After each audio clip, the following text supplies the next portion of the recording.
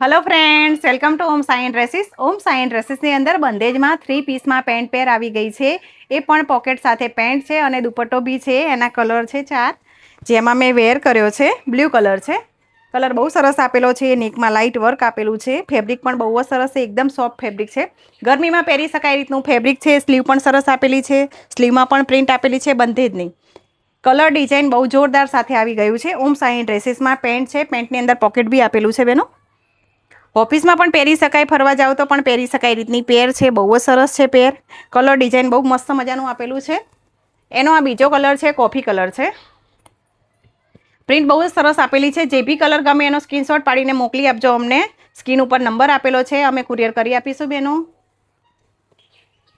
આ એનો દુપટ્ટો છે, આ એનું પેન્ટ છે બેનો।